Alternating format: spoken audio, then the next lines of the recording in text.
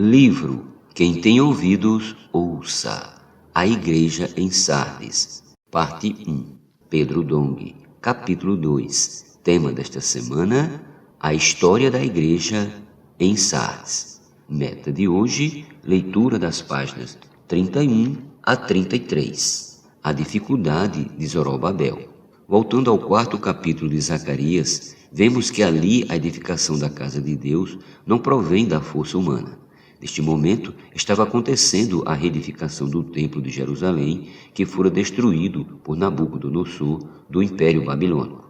No tempo de Zorobabel, todo o povo de Judá estava espalhado pela Caldeia na Babilônia. Já residiu naquele lugar há 70 anos. Ali criaram filhos, netos e fixaram residência. Completados 70 anos profetizados por Jeremias, o Senhor usou o rei Ciro para fazer um decreto e convocar o povo a voltar para Jerusalém e reconstruir o templo. Quem atendeu a esse chamamento? Quem voltou? Como estavam bem aculturados na Babilônia, foram poucos os que se dispuseram. Apenas 50.000 pessoas voltaram e não tinham o apoio da nação para facilitar essa reconstrução.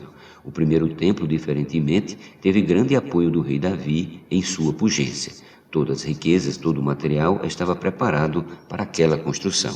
1 Crônicas 22:5. Mas o segundo templo não tinha o povo de Israel como nação restaurada.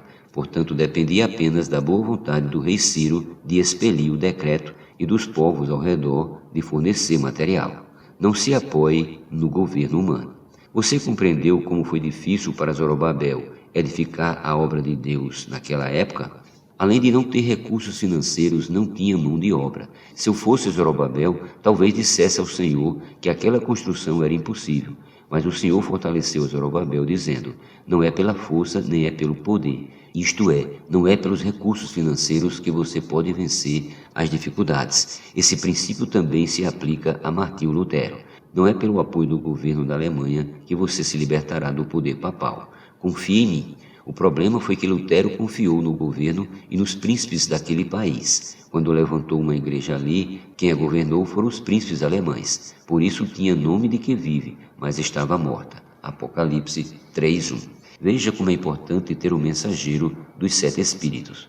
Hoje, graças a Deus, nós não dependemos do poder ou da capacidade do homem, mas exclusivamente do poder dos 7 Espíritos.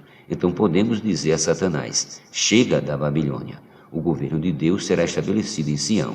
Chega de artifícios, habilidades humanas. Deus, por meio dos 7 Espíritos, por meio de sua palavra, hoje é quem governa sua igreja. Conforme visto no capítulo anterior, foi em meio a um período trevoso que Deus usou Martinho Lutero para fazer a reforma protestante. Ele viu na Bíblia que a justificação não é pelas obras. Percebeu que não é por meio das coisas ensinadas por Roma que o homem é justificado diante de Deus, nem por esforço humano que o homem alcança a salvação. A justificação é pela fé.